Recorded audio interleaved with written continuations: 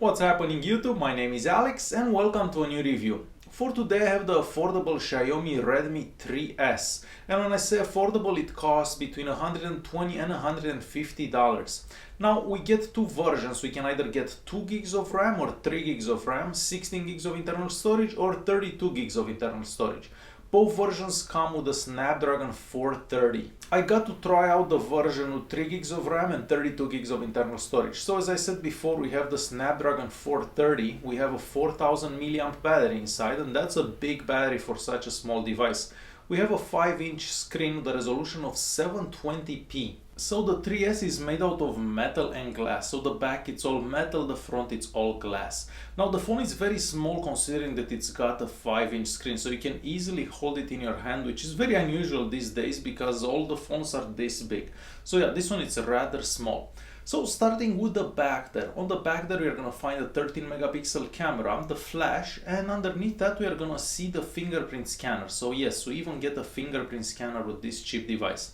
The fingerprint scanner, it's very accurate. It's not the fastest, but considering the price of the phone, I think it does do very good. So all you have to do is actually touch the fingerprint scanner and the phone will turn on and unlock. So a very cool feature, like a lot of the devices that we see around $600, $700, $800. And all the way at the bottom we are gonna find the speaker, because the speaker is sitting on the back. It is a bit easy to actually cover this speaker when you're holding the phone in your hand, but the speaker does get fairly loud. And here is how the speaker sounds.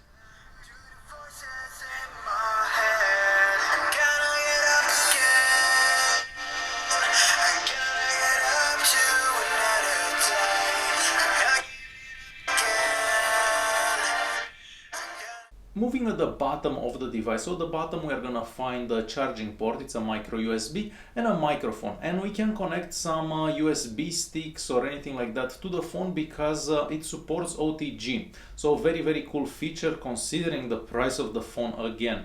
So yeah, you just plug in your USB stick and you can see anything that you have on it. So very cool.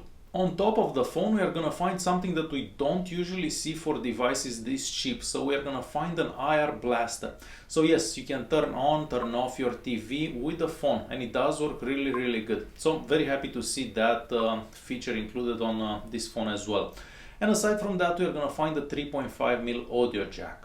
On the right hand side we are gonna find the power button and the volume keys, and as you are expecting, these are also made out of metal. And lastly, on the left hand side of the phone we are gonna find the SIM card slot, and you can also insert an SD card next to your SIM card. And since I'm talking about the SD card, yes, you can install that SD card as internal memory because we have Android 6 running on this device. On the front we are gonna find the 5-inch 720p display, and this is an IPS display and the viewing angles are very good. Now the screen gets very bright, however if you do go outside in broad daylight it may be a bit difficult to actually see the screen. I tried to scratch the screen on a couple of occasions, but no, it doesn't seem to get scratched that easily, so it must have some type of scratch resistant glass.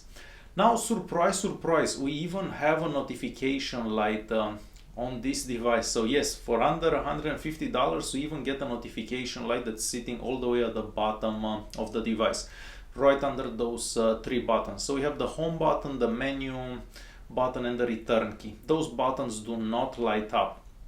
And lastly, on top of the device, there on top of the screen, you're gonna find the 5 megapixel camera.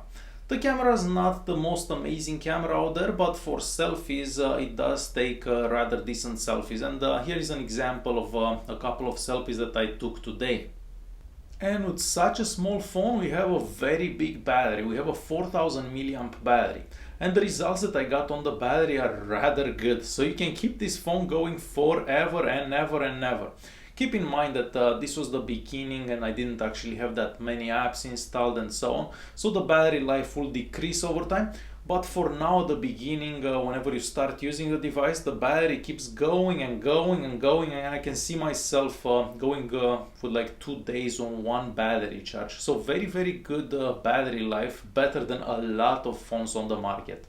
So we have Android 6 with Xiaomi's own skin on top of it. For some, this may be great, it may look pretty cool. For me personally, I don't like it that much. So first of all, we don't have an app drawer. All the apps are gonna be on your home screen, so you do get some cool gestures, so you can change wallpapers and whatnot. And Xiaomi has a lot of features onto this phone. So if you're gonna scroll through the settings app, you're gonna find a lot of things that you're not gonna find for many manufacturers. So I think Xiaomi actually has more features and settings than Samsung phones that we all know that have a lot of features in them. So you're gonna have to go around pretty much for every single setting in your settings app there, because yeah, there are a lot of things that you can change. Some cool features that are useful, some features that I don't find that useful, but overall it's a good value for the price of the phone. For the Antutu Benchmark and the Geekbench 4, we get rather decent scores considering this is not the fastest processor. So even though we have an octa-core processor, we get about 44,000 on the Antutu Benchmark. So not a bad score overall. Now, one thing I really love about this phone is the GPS. As soon as you open the GPS testing app, it connects to the satellites. The same for using Google Maps. You can just press Google Maps and it will find your location right away. So very fast for GPS. Now the sensors on the phone. So when I got the phone, I was imagining that I'm gonna find 2, 3, 5 sensors at most. But no, I opened the sensor testing app and I probably found as many sensors as I found in an S7 Edge or something like that. So we do have a lot of sensors, more than a lot of devices out there. And the funny thing is that they all actually work fairly good. So it's quite impressive what Xiaomi did with such a cheap device. I mean, I don't even know if they had any profit from this phone, considering how much work and stuff this device has. And the very important part for any smartphone out there, the camera. Mostly the rear camera, because we do use the rear camera a lot. The camera app looks a lot like the camera app that you would find on an iPhone actually. Yeah, it does look like an iPhone app for some reason. However, we do have a lot more options than you would find on an iPhone. So even get a manual mode, which is quite impressive considering that this phone costs $120. For example, my Google Pixel XL doesn't actually have a manual mode. So aside from that, we do get a lot of options, like most of the settings in this phone. We have a lot of options and we can choose a whole bunch of things. We can choose filters, we can choose pretty much anything. We even have an HDR mode. However, the HDR mode takes a bit long to actually take pictures. Now, the camera, it's an improvement over past devices that I've found from Xiaomi anyways, cheap devices. And for nighttime pictures, you can use the HDR mode. You're gonna have to hold your hand very steady, but you can take some kind of decent pictures. I'm not gonna say they're the best pictures, but they're a bit better than past Xiaomi devices. The same for daytime. You're gonna be able to take some good looking pictures if you take your time, if the light is right. But overall, the camera, I think it's an improvement over past cheap Xiaomi devices. I did try a whole bunch of apps on the phone. So for example, Chrome works really good. It's gonna take a second or so to load, but after the page loads, you can zoom in, zoom out, scroll up, scroll down without any issues. The same with YouTube. You can watch at the maximum resolution of 720p. However, the video does go very smooth at that resolution. And keep in mind, this is a 5-inch screen, so that 720p resolution, it's more than enough. Other apps like the Play Store also work really good with no issues whatsoever. And I did even play a game on this phone earlier today, and I haven't had any issues with the gaming either. So yeah, FIFA 16 worked really good on this particular phone, and I do believe that most games that you're gonna try on the Xiaomi Redmi 3S will do just fine.